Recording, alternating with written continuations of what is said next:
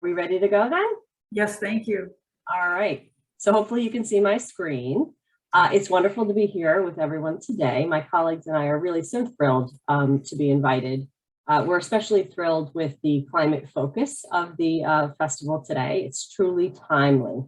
And today we'll talk a little bit about how the Department of Environmental Protection uses science and technology to inform our climate policy and to communicate with the public.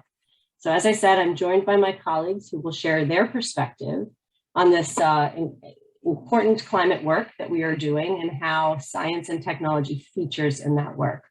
From Dr. Nick Procopio, who's from the Division, of Science and Research.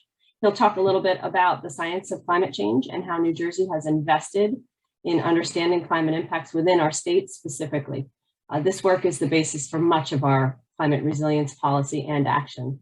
And then we have Mike Russell, our environmental economist, who will help us understand climate risk. And finally, Nick Angarone, the department's chief climate resilience officer, who will explain the bold actions that New Jersey is taking to make us more resilient. And although each of the colleagues will really talk about these things from their vantage point, the common thread is really the way we rely on science and technology to guide all of this work. All right, at DEP, I just wanted to share with you that our mission is to protect the air, waters, land, and natural and historic resources of the state to ensure continued public benefit. And we're guided by 5 principles, one of which is to use the best available science in all that we do. So not only do we employ science and technology to achieve our mission, it also shapes our policies. As you can imagine, climate change is one of our highest priorities. It's here, it's real, and it's already impacting all of us. Moreover, it is and will impact our vulnerable populations worse because these communities are already less resilient. We talk about climate change in 2 categories at the department. The first is mitigating the impacts by reducing greenhouse gas emissions. And the second is helping New Jersey respond to impacts by becoming more resilient. On screen, you can see some of the policies that relate to these efforts. And today we're going to focus on resilience, but it's worth noting that our mitigation efforts are also guided by the best available science. So when it comes to taking on a problem like climate change, data is everything. It helps us define the problem as it exists today and predicts what's coming. Gathering data is the first step on the pathway to any solution, and that's where technology comes in. Due to the foresight of many scientists and practitioners across New Jersey is extremely data rich. We have a wealth of geospatial data sets, for example. We've got stream gauges, a collaborative rainfall network, and environmental health data as well. And this data helps us to characterize issues, prioritize, and ultimately find solutions. And let's be honest, we need solutions. But we really can't address what we don't understand or can't measure. So the folks in the climate field are working on things like carbon accounting, flood modeling, predicting heat impacts, and understanding habitat changes, to name a few. Climate change is a daunting problem, and to address it, we do need sound science and technology. So here's just a few examples of data that we use to inform our policy at the department. Under Governor Murphy, we've been directed through various executive orders to take climate change on with a whole of government and really a whole of New Jersey approach. And that meant we needed to get all the science in one place for all of us. So you'll hear today about our efforts to do just that from Dr. Procopio when he shares some highlights from New Jersey's scientific report on climate change, which was released in 2020. The executive summary, I'm going to do a little commercial here, is an easy and enlightening read. And it synthesizes the latest and most reliable scientific information on the current and predicted future impacts of climate change on the Garden State. The blue and green map you see on the screen depicts the results from a recent analysis on rainfall intensities released last year in partnership with the Northeast Regional Climate Center. And you'll hear about that today too. And finally, the harmful algal bloom dashboard displays up-to-date sampling results in an accessible way so that we can understand the duration and nature of algal blooms around the state, and so that the public can make informed decisions about how to recreate safely in those water bodies. So these are just a few examples of resources and tools that are available to inform policy and decisions across the state.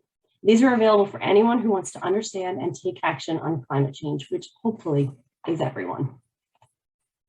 So that leads me to my last point. Climate change can feel overwhelming. We're in uncharted territory on multiple fronts. But government, academia, all sectors, including technology, need to work together along with the public. We know that we need to work together to succeed. It's too big of a problem. To respond and to reduce the impacts of climate change, we need everyone on board. And that means that we need to connect everyone with good and accessible data to ensure that climate impacts and risks are understood. And this is necessary so that our communities can take action and prepare. We can make data accessible through compendiums like the scientific report, direct community engagement, climate education, and through technologies, tools, and apps that reach everyone where they are. And I'd be remiss here if I didn't pause and give a quick shout out to New Jersey and the good work of New Jersey's First Lady in the Department of Education, who have made New Jersey the first state to have a K through 12 climate change curriculum requirement. That gives me great hope. So the bottom line here is that a great deal of work needs to be done by everyone. So consider this your invitation. If you don't know where to start, follow the advice of Dr. Kopp, who you'll hear from later today, and start with a conversation. Talk about climate at work, at home, wherever you are. Let people know that you're concerned and what you're doing, and let them know it's time to act. All of us have a stake in meeting this critical moment. It's challenging work, but we will do it if we do it together. The science is clear, climate change is here, and it will continue to impact us. But by taking bold action spurred by sound science, we can succeed. So without further ado, I will pass the baton to Dr. Nick Procopio, who is the Assistant Director at our department's Division of Science and Research, and who will give us a primer on New Jersey's climate science. Nick? Good morning, thanks, Katie. And let me just switch these slides up.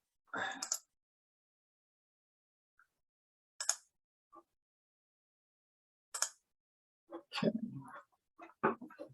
All right, you should be seeing those okay now. All right. So yeah, good morning, and thank you everybody for this opportunity to share a few minutes of your morning with you.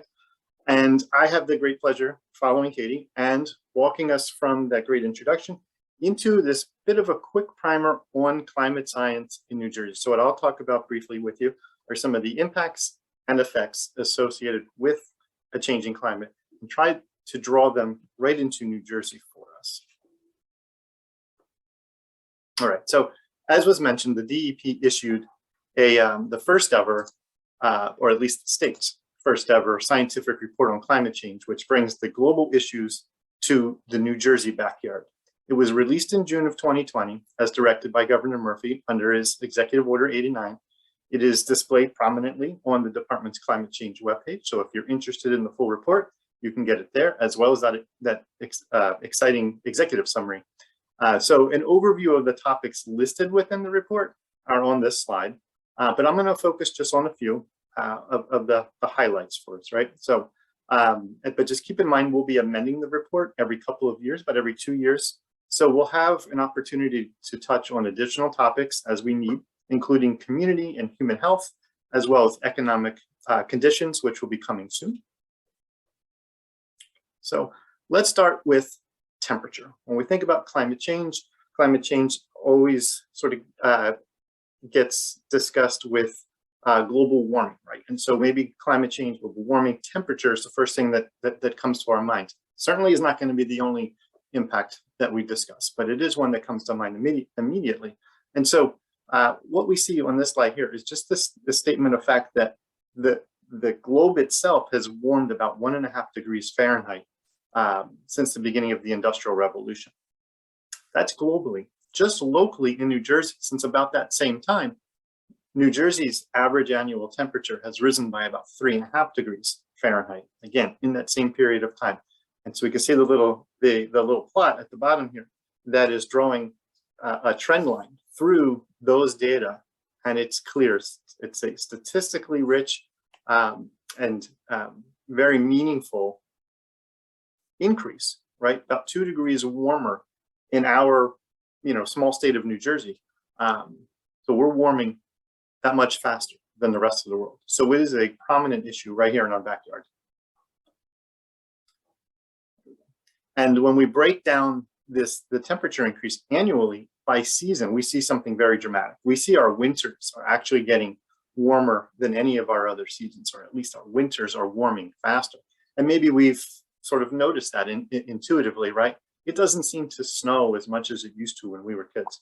And our winters, we don't get those deep frosts for long periods of time as we used to. So certainly there is a difference in the time of year where we're seeing these warmings. If you look at that real closely, right, our spring, our summer, our falls, all tracking about the same in terms of the temperature increase, right? It's increased 3 degrees or so throughout each one of those seasons per year. But look at the winters, whether we look statewide in the northern part of the state or along the coast. Our winters, right, if you will, are warming much faster than any of our other seasons, right? And that's on top of the faster rate in New Jersey than the rest of the globe. Another point that gets a lot of attention, or should get more attention maybe than it does, is temperature looking forward out into the future. What can we expect if we've just looked backwards? Can we look forwards? And this is where the data and the modeling gets a little bit more sophisticated. And so we're looking at maybe this 1.8 degree increase in air temperature globally, right? And every 1 degree centigrade or 1 or 2 degrees Fahrenheit can hold about 7% more moisture. So when we think about temperature increases, we also have to sort of, what is the secondary effect when we look at temperature and those compounding effects. And so when we think about temperature now and then temperature in the future, let's look at what we might see by 2050 or 2100. And so by 2050, our models are projecting between 1 to 6 degrees warmer. That's on top of where we are now, to by the end of the century, another, depending on how future emissions go, anywhere up to 3 to 9, 6 to 13. So it can be dramatic with some margin of error out by the end of the century. So don't think just because it's warm 3.5 degrees Fahrenheit now that it's going to stop warming. We can continue to expect warming into the future. And so when we think about temperature, think about precipitation as well, right? What's really important to know about precipitation is that, yeah, the amount of precipitation we're going to see over an entire year will increase. And that's really, you know, slightly increased, right? It may be a 5% increase in average annual precipitation. But the biggest change that we can expect is how we receive that precipitation, meaning timing. So we can expect to see more intense rain events. At a recent study conducted by colleagues at NOAA, Northeast Regional Climate Center, Katie mentioned this in her opening, right? Projects that under a moderate emissions scenario, so that's basically doing what we've pledged to do moving forward, the 100-year 24-hour storm, how much rain falls in just in a 24-hour period, statistically once every 100 years, is expected to increase upwards of 22% by the end of the century, and about 15% by mid-century. So those storms like we saw over the summer in Ida and Henri and some of those, the heavy rains we saw in July, those types of events are going to continue to happen, but they're going to continue to happen with a little bit more rain associated with them. And can you imagine those with about 20% more rain?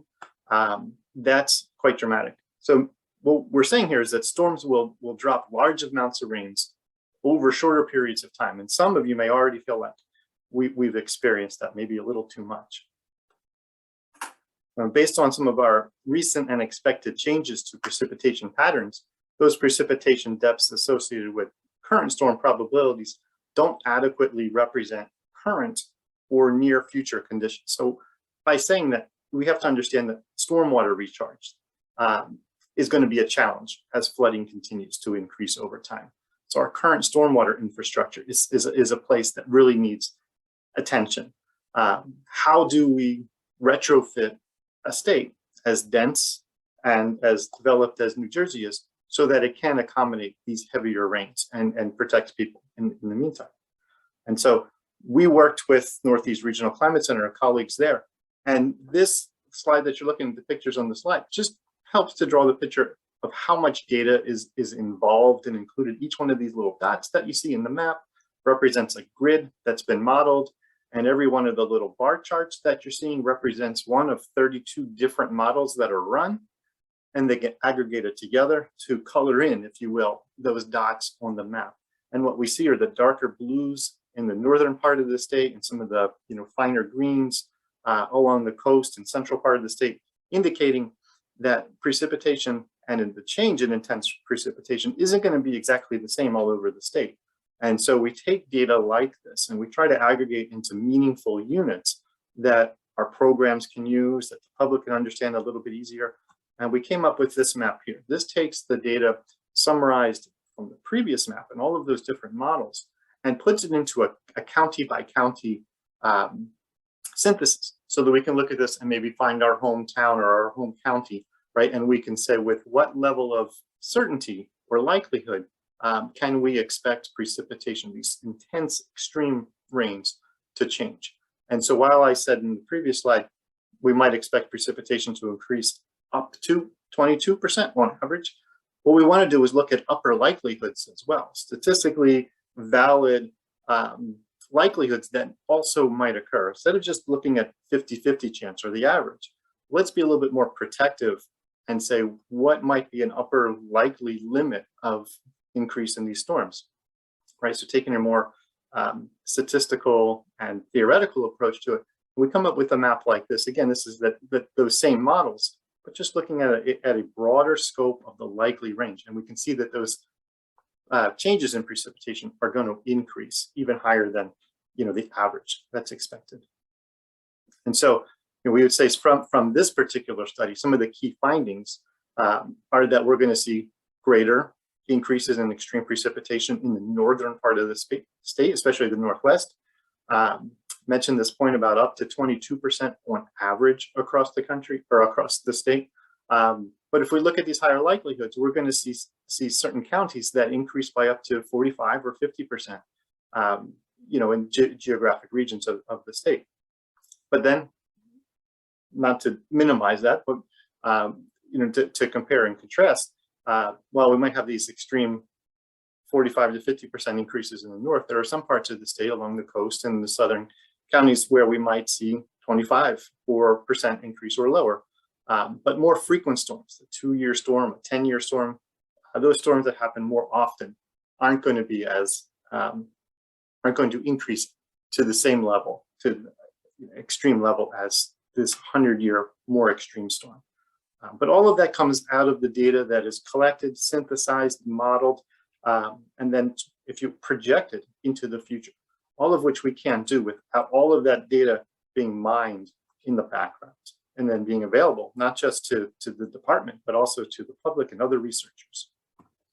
And then we take that data and we try to lay it out in such a way that the public can use it. And so this is a tool that we're working on, just a screenshot that we expect to be released soon, where the public, other practitioners can come to and look at that extreme precipitation projections and choose different ways of presenting the data, whether you're interested in by county or different storm period, different emission future climate scenario. So then one can pick and choose their options and see what the likelihood will be as we move into the future. So we talked about temperature, we talked about precipitation. Can't have a climate talk without talking about sea level, especially in a state like New Jersey. Gets a lot of attention, as it should, right? So at risk to flooding is not just our beaches, but also our back bay areas, coastal wetlands, bayshore communities along the Delaware Bay as well. So what we see here is a range of sea level rise possibilities, again, under a moderate emissions scenario. The area we see in yellow is the likely range of expected change, right? So we're looking into the future. We can't say it's going to be exactly this number. It's this number plus or minus some range, right? And so that's what the yellow area is depicting there. It's that range which we think is the likely envelope for future conditions. And if sea level stokes your interest, be sure to check out the keynote speaker, Dr. Bob Kopp, when he is on later in the day. He's an expert in this field, world's expert in this field. So we look at this, the graph, and then we can look at this table. So the table here is basically the same data we were looking at previously, but just puts it in maybe a little bit more user-friendly, easier to read way. And so we see that what was in that yellow likely range is outlined in red. We're looking at the moderate emission scenarios. And then the yellow is the 50-50 chance, just as good a chance as occurring as maybe not occurring. But we see by 2050, we're looking at about another 1.5 feet of sea level rise. By the end of this century, about 3.5 feet of sea level rise. So these issues that we talk about now aren't just static. They are going to continue to change. And so our mitigation efforts, how we respond, are going to tie directly to using this data to how, and we'll hear from our next speakers, Mike Russell and Nick Angarone, how we focus and describe that risk to ultimately how we respond in a resilient type of way. And so sea level rise ultimately is going to play into flooding, right? And so if we look at this table here, this is a table of what we could expect, and this is Atlantic City, but we would expect something very similar across all of our coastal areas. And so what we would refer to as sunny day flooding, or flooding that can be expected during high tide outside of any other significant precipitation event. Those events are expected to increase solely because of the increasing sea level rise. So I'll direct your attention to that area in the red box, which highlights the expected number of high tide floods out to the end of the century. But if we just look at mid-century, by 2050, what's in the red area itself, we see that in Atlantic City, by 2050, 120 days of sunny day flooding, that's about every 3 days. And so that's quite significant. And so there are many other findings included in the report. So I would direct you to those topics and let you peruse at your leisure. At this point, I conclude, and I'm going to turn things over to the department's environmental economist, Mike Russell, who's going to discuss for us climate risk. Mike, all yours. Okay. Yeah, let me now share my screen. We'll all say the same thing every time. Yes. Okay, so I think that is what we're, so one of the things that we've been starting to approach at the department is looking at the physical risks that were just described by Nick, and starting to think about how we can measure and monetize those risks, and at the same time looking at how the private sector is already doing that, right? How that's being done out in the world. Today, I'm mostly going to focus on flood risk, both, and this would apply both to the increased precipitation, but also the type of nuisance or sunny day flooding that we were just talking about with sea level rise, as well as catastrophic flooding from a storm event like a Sandy or an Ida.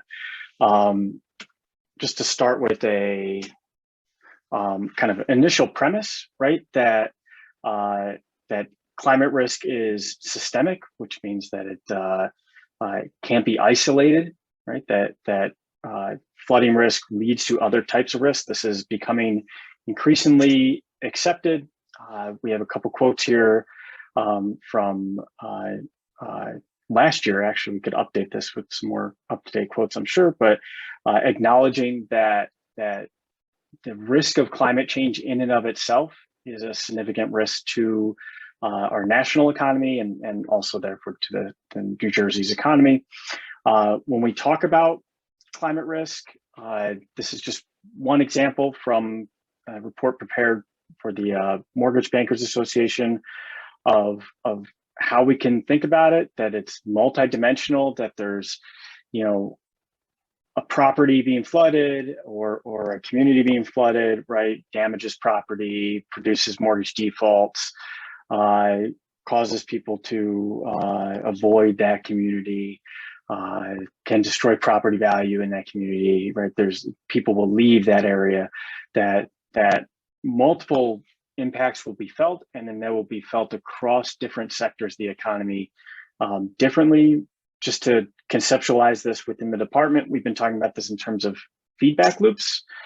So like this is one potential feedback loop, the arrows got a little bit funky here, sorry. But for residential property markets, right, if we have a flood event, it now costs more either through increased insurance premiums or just the physical cost of repairing flood damage. It costs more to own a residential property. It can be more difficult to get a mortgage to purchase in a risky area, which we're already starting to see. Or, you know, if you already own something like a line of credit based on your home equity, as the flooding erodes that home equity. As people leave, as we see migration out of riskier communities, we would expect to see an increase in foreclosures and abandoned homes, and that will all drive a decrease in the general property values within the community, which will in turn then cause more foreclosures, right? As we saw in the 2008 financial crisis, there can be a tipping point where people start to leave a community because there's abandoned homes in that community driving down their property values. It's like you kind of have to leave while you can, or as your mortgage is financially underwater. And then it becomes more difficult to get a mortgage in those communities.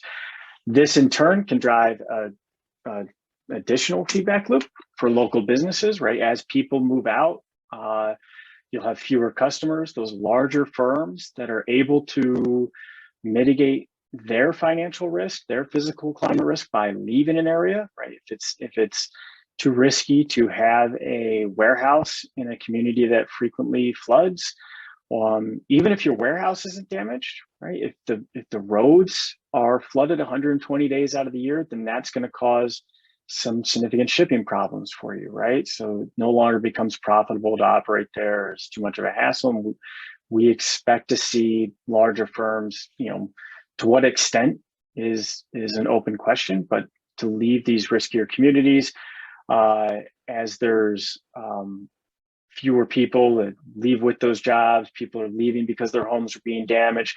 Small businesses are also having their properties damaged. They're also dealing with supply chain interruptions because of frequently flooded roads, and customers can't get to their storefronts. You know, we're thinking about a local pizza place or something like that. And as people are spending more due to the people that are left, as they're spending more, to repair flood damage and things like that, then there's less disposable income in the community, right? So that all adds up to fewer customers available, less revenue, and we would expect those smaller businesses at the margin to shutter as well, to not be able to operate anymore. That in turn drives another, or doesn't necessarily drive, but is linked to another feedback loop where we have business failure, we have abandoned properties, we have increased municipal expenses as towns have to repair flooded schools and things like that. The lack of people living in residential properties decreases your ratables. So you have a declining tax base as your town becomes, for lack of a better term, more run down, right? We expect to see some lost tourist revenue. If you're in a coastal community, people won't want to visit those communities that have a lot of abandoned homes and empty businesses, which will also decrease the tax base, all of which will make it harder for a community to secure financing, to get bonds either to fund resilience projects or to, you know, maybe not in this case expand the high school, but to repair a water system, say, right? That their cost of credit will increase. So that's another increased expense for those communities. There's kind of a general concern in the literature that we can get into a vicious cycle that looks a lot like, you know, Rust Belt communities 35, 40 years ago, where it becomes very difficult to pull out of a type of poverty trap there. So we're trying to watch that and look how the private sector is responding to this type of risk. Obviously, you know, the more that we can mitigate the flood damage through resilience projects and things like that, the less we would expect to see this sort of thing. But at the same time, we're starting to see some tools become available. So there's some consumer level tools we have coming out. I should also add that we expect guidance from the SEC on how firms should be both assessing and reporting on their climate risk on Monday. Their rule proposal is going to come out. I'm very interested to see what that looks like and what that will mean both for New Jersey generally and our coastal communities. This is one example of that type of climate risk assessment that feeds these tools, right, where we look at the different climate risks like Nick described, and then think about how they might impact different parts of a business operation. And they would do some scenario analysis, stress testing to try to put some dollars on that. This is just a loose example. I think we'll get some better understanding real soon. Like I said, there's also some consumer level tools coming out. One big one is Realtor.com and Redfin.com. Zillow has not incorporated this yet, interestingly, but these two home search tools have where if you search a property on Realtor.com, it will tell you that property's flood risk, right, as a consumer. Whether or not that is driving people away from potential properties, I think it's a little bit too soon to tell. I know Redfin is starting to look at that to see if they're noticing any trends, but they haven't yet shared any of that publicly. So just to give you an example of what that looks like, you can, both of these sites will redirect you to a service that's called Flood Factor, which can also be used to assess community risk. So this is just to give an example, this is Avalon, New Jersey, one of our coastal communities, looking at the flood risk, and this is current. This will also allow you to look into the future, but this is their current level of flood risk in the 500-year flood. So if you were, curious about purchasing property in Avalon, you could immediately see where is more risky than not so risky. It's I think a fascinating development that this is just being pushed out there without maybe a lot of understanding the modeling that's going behind some of their future projections. But there's also some institutional level tools. I'll try to keep moving, being anxious of time. Some institutional level tools. This is Jupiter Planning. They will give specific information on different types of climate risk, which include things like wildfire. But for our purposes, we're usually mostly concerned with flooding for bond issuers. So, if a community is looking to get a bond, we are hearing from the private sector, from the issuing banks, right, that they don't want to lend capital to communities that face high levels of climate risk. And this is just one tool that would allow those banks to quickly assess whether or not a community is worth investing in, or is a higher risk if they need to charge a higher cost for that capital. This is another service, RiskQ. They use a 4-dimensional model to look at the current climate risk and then push that out into the future. And then one interesting thing that they will do is they will then take kind of historical observations and then overlay that in different areas to give an idea of what the potential losses could be in different communities in order to simulate catastrophic risk at different locations. So I should say, like, both Jupiter and RiskQ, they don't really assess the type of sunny day flooding Nick was talking about yet. I believe they're both working towards that. I know that they are discussing that internally, or not internally, publicly discussing the type of risk that is. I think at this point, there's probably a natural transition to hearing from Nick Angarone, who's our Chief Resilience Officer, about some of the changes communities can make to offset these risks, to reduce some of these risks, and then reduce some of those negative financial impacts that come along with that. So I'm going to stop sharing now and put mute on.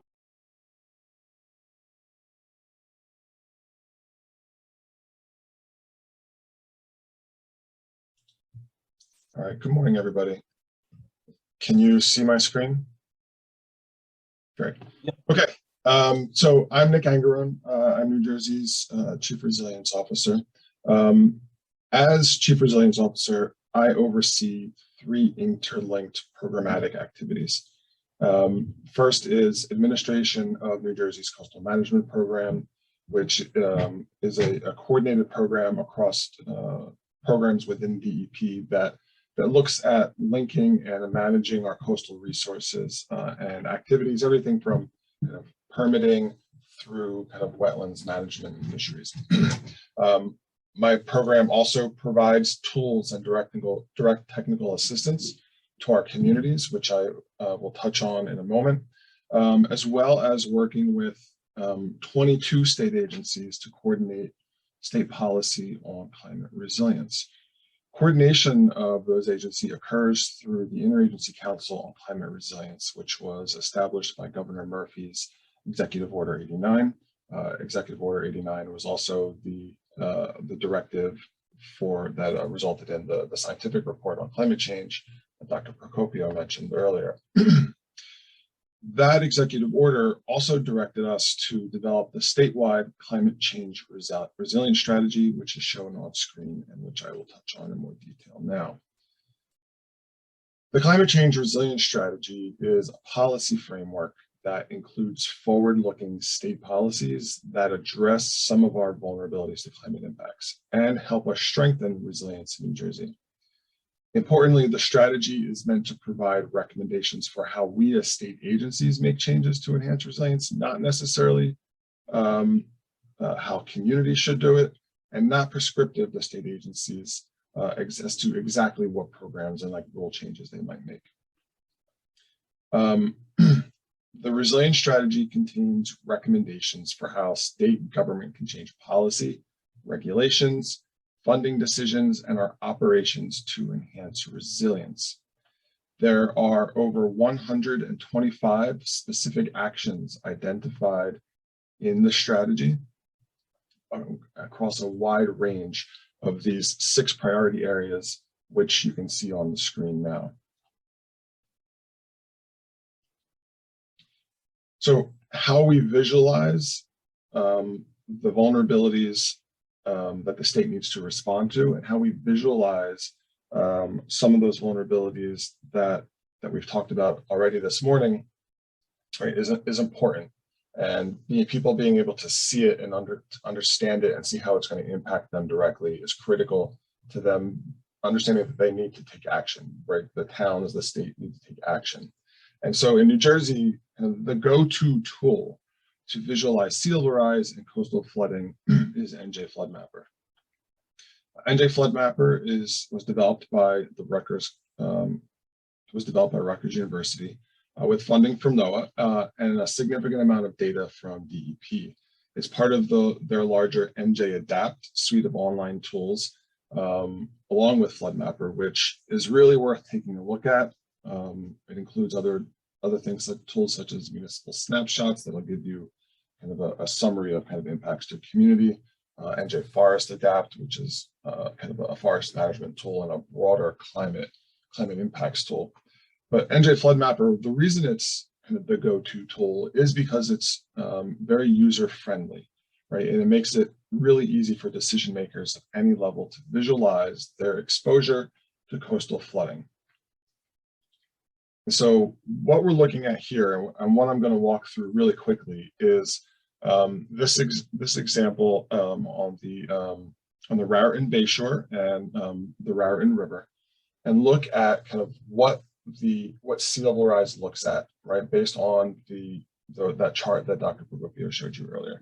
So what you're seeing here, and this is a screenshot from NJ Flood Mapper.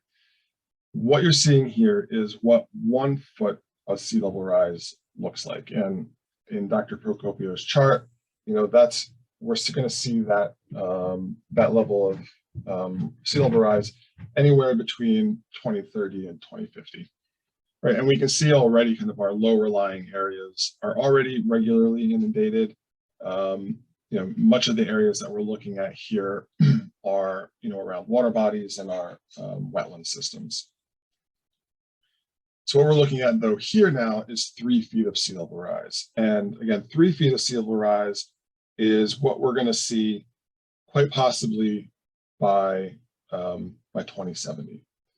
And so again, a lot of low-lying areas, but you now see sea level, the flooding and inundation kind of creep into areas of development and further upstream along into our upland areas, and obviously greater impacts to our communities. And finally, this is showing what 5 feet of sea level rise looks like. Right, and 5 feet of sea level rise is where we expect that we may be by 2100 at right at the end of the century. And so here we're seeing significant areas, particularly along the Raritan Bay Shore, right? A lot of which here are, kind of older tourism and industrial-based communities, right, with kind of lower social vulnerability populations, right? And again, you see the flooding spreading into broader areas, but also that the water is getting deeper, right? And you can see here kind of that darker blue, right? The darker the blue, the deeper the water. So I want to just scroll through that again really quickly so you can see kind of how it progresses. So there again, there's 1 foot, 3 foot, 5 foot, right? And you see it significantly spreading into additional areas there. So it's also important that we start to ground truth our data to ensure that that we're reflecting the actual experience of people. And so one of the ways that we're trying to do that is through a tool called MyCoast. Now, MyCoast is a national website that encourages citizens to take an active role in documenting flooding, whether it be from high tides, storm damage, beach cleanups, other coastal information. And the way it works is citizens can take photos of various events. There is a MyCoast mobile app that makes it really simple. And so those photos are then collected, analyzed, right? They're linked to the weather at the time that you took the photo. They're linked to the closest tide gauge. So you can really start to see some analysis of kind of what it's looking like. And so we've used MyCoast as part of a risk communication campaign, but we've also linked it to FloodMapper. So now when you go on FloodMapper, you can see photos, and they are geographically located, and you can see where they are and kind of the event by which they were flooding, right? And so this is an example. The picture here is an example that was in Rumson. And so why this is really critical is not just the kind of the data analysis piece, but also, right, to make sure that it gets people engaged, that it helps them understand and make the direct connection to the impacts. But it also, in my opinion, helps people recognize, right, that it's not just their front yard, right? It's not just their intersection. This is happening all over the coast. And so it helps you see and understand better the wide and broad impacts that climate change and sea level rise and flooding are having on the state.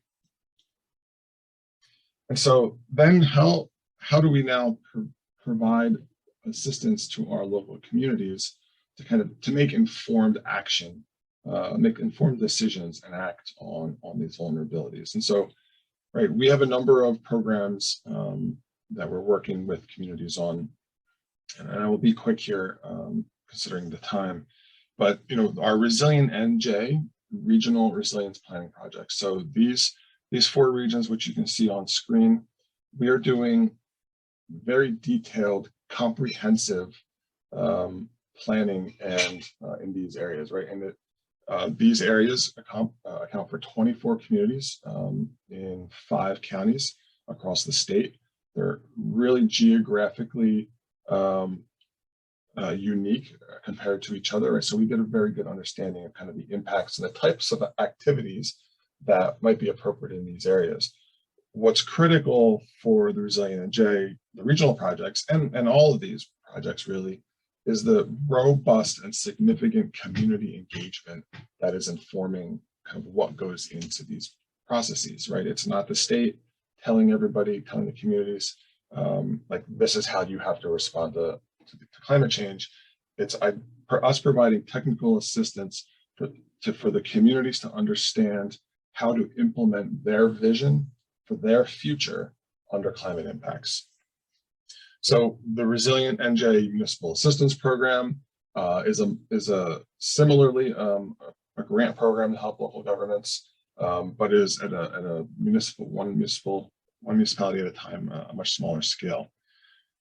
We also have kind of trainings and additional toolkits for local governments, right? So the Resilience Accelerator Program is a coordinated effort with FEMA, New Jersey's Office of Emergency Management, Office of Planning Advocacy, and Department of Community Affairs to help communities kind of understand, right, now that I've identified the action I want to take, how do I move it toward implementation? What are the opportunities for funding it? And kind of what are those hurdles that we need to understand and move forward? We have multiple online toolkits, the Resilient NJ Local Planning Toolkit. The idea here is that where the state, right, there are 564 municipalities in New Jersey. The state and the feds, like, we can't provide assistance every single one of them. And so providing them the tools to undertake some of that effort on their own. And so that's the basis of the local planning toolkit. And then a seat at the table is an online training module for communities to understand that when they're going through this process, they really need to take a kind of a whole community approach to planning, right?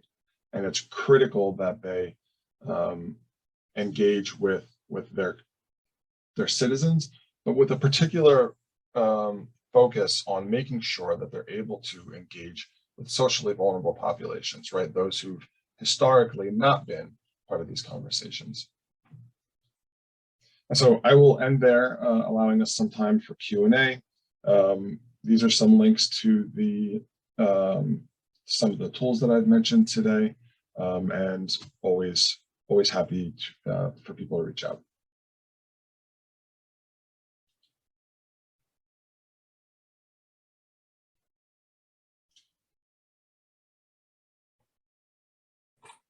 All right, thank you, Nick.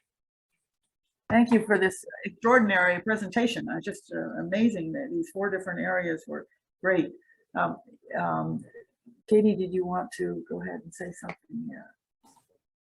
No, I mean, I guess we're here to answer questions. I did put quite a few of the tools and resources that were talked about in the chat for folks so that they could access them later. And we're eager to take any questions that folks want. I can't underscore enough, I think, 2 things that we heard about from just about everyone, which is that community involvement is essential. And I think, folks are overwhelmed by climate change. And in fact, the Surgeon General put out an advisory, I think it was in December, about mental health in our students and our youth. And one of the drivers is climate anxiety. So, one of the best ways to fight that is to figure out what you can do. And I'll reiterate what I said earlier, starting a conversation like this one and everywhere you go is really, I think, a good first start. I am constantly amazed at the energy around young folks and really anybody who wants to talk about it. They are just looking for something to do and how can they help? And I think if you can start to brainstorm that together, it just makes it that much more manageable. And the other piece that I would underscore too is how climate change is already hitting our vulnerable populations. And I think Nick hit on that. That is a community that is less resilient. And Nick is often fond of telling me that resilience is not just about flooding. It's much broader than that.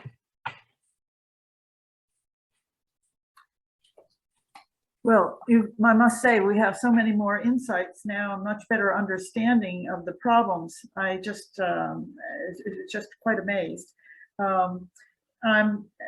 Of course, the fact that New Jersey bases this on science, there's the common thread here being the reliance on science and technology, and getting the best science is going to help us all for addressing these issues. And I also wanted to thank Nick Procopio for the information on the rainfall depth and the temperature rises since 2 degrees since 1895 worldwide and 3 to 3.5 degrees statewide. It really sees how this impacts New Jersey. And I wanted to thank Katie for putting all of this information, the reports, in the chat so people could address them. And Nick, the primer on the New Jersey climate science, the impact and the effects of climate science is really going to help us as a guide. Nick, I wanted to thank you for the technical and financial risks of the climate change and how to monetize the risks, especially the systemic climate risk observations that you had, especially the fact that you have all of these feedback loops. It makes it so much more understandable to the different stakeholders, such as the residual property, residually property markets, the local businesses, the municipal government, and the tools that you have for quantifying climate risk were especially interesting about the Jupyter tool and the RISC-Q tool. And Nick, I wanted to thank you for the, as the person who oversees as the Chief Resilience Officer, this information about 125 specific actions in 6 priority areas will help each one of the stakeholders, especially the New Jersey Flood Mapper and the mycoast.com apps will be a particular value. So this is a totally enlightening discussion. Now, and Karen, I'll just note also that these tools and particularly the scientific report is not static, right? We are, as per Executive Order 89, we will be updating it. And probably this spring, we will expect to see a new chapter on health and the health impacts. And hopefully sometime this year, we'll also see one on economic impacts. And that, as several of you have mentioned, has the greater impact on vulnerable communities, which is another area in which New Jersey, I believe, is leading the way for taking this into consideration in the planning process as it looks at the science. Yeah. Yeah, I think that's all our time, right? Yes, it is. And it's just thank you for the brilliant presentation. We're very grateful. And of course, since this is recorded, many people will be able to go back and see this session at a later time, which I think is going to be so